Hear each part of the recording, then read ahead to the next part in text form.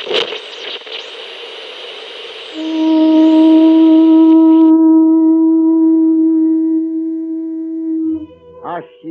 শারদ প্রাতে বেজে উঠেছে আলোকমঞ্জিত, ধরণীর বহিরাকাশে অন্তরিত মেঘমালা, প্রকৃতির অন্তরাকাশে জাগরিত জ্যোতির্ময়ী জগন্মাতার আগমন বার্তা। নমস্কার, নিয়ে চলে এলাম আপনাদের প্রিয় শো মিনিট খানিক সঙ্গে যে কেউ, আর আমি কুমন। আজ থেকে পিতৃপক্ষের অবসান ঘটে গিয়ে শুরু হলো দেবীপক্ষ, আর সেই শুভ দিনেই কলকাতায় দেখা মিলল রেডিও ম্যানের। হ্যাঁ, ঠিকই শুনছেন, কলকাতার রেডিও ম্যান।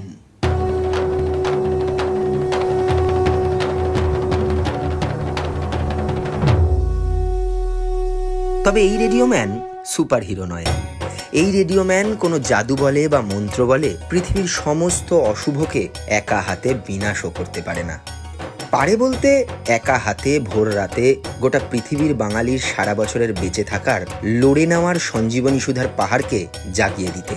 এক হঠাৎ ভোরে এই শহরটায় আর কিচ্ছু নেই বলে অভিমান করে চলে যাওয়া প্রতিটা বাঙালিকে এই শহরের একই ফ্রিকোয়েন্সিতে বেঁধে দিতে।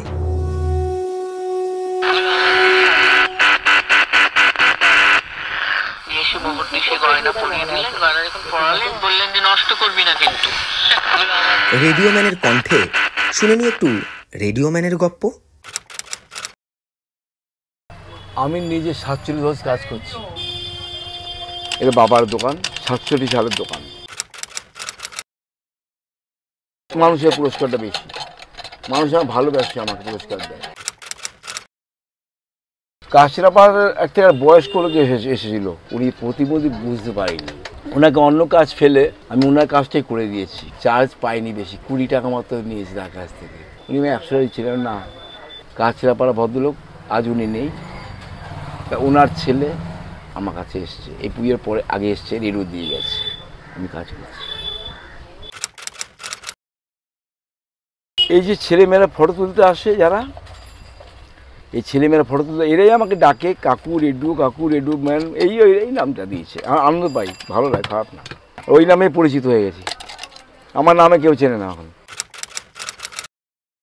উত্তম সাপ মজুর ছবির এইটা যেটা বলেছিল, ঝড় উঠেছে বাউল বাতাস, এই গানটা এই রেডিও ছিল, এই মডেলটা, এইটাই নয়, এই ডিজাইনটা ছিল। দেয়া নেয়া ছবিতে উত্তম কুমার স্টুডিওতে বসে গান গাইছিলেন, আমি চেয়ে দেখি সারাদিন। তনুজার সমর্থ পাশে সুমিতা সোনার বসেছিলেন, ওনার বাড়ি এই রেডিওটা ছিল, উনি বাড়িতে বসে এখানে এই রেডিও শুনছিলেন, আমি চেয়ে দেখি সারাদিন। আর নিচে যে সেটটা আছে ওটা উত্তম কুমার স্টুডিওতে গান গাইছেন, এ কী হলো কেন হলো গানটা গাইছে কিশোর কুমার কণ্ঠে, ওটাও তনুজা বাড়িতে বসে শুনছেন ওই রেডিওটা দিয়ে, ওটা আমাকে রয়ে গেছে।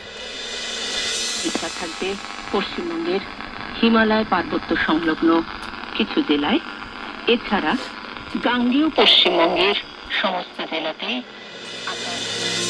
অকাল বোধন, 108 পদ্ম, বেলগাছ, কলাবউ স্নান, নবমীর রাতে বাড়ির নতুন বউয়ের গলায় গান, প্রাণের ঠাকুরের প্রাণ প্রতিষ্ঠা, ইঁদুর দৌড়ে শহর ছেড়ে যাওয়া সম্পর্কগুলোর 4টে দিনের জন্য প্রাণ ফিরে পাওয়া, মাটির তাল কাঠামোর আওয়াজ, শেষবারের মতো রঙের প্রলেপ মায়ের গায়ে, পড়ার চাপে প্রিয় রং পেন্সিল ধরতে না পারা বাচ্চাটা এক মনে এঁকে নেয় নিজের পছন্দ মতো মায়ের মুখ।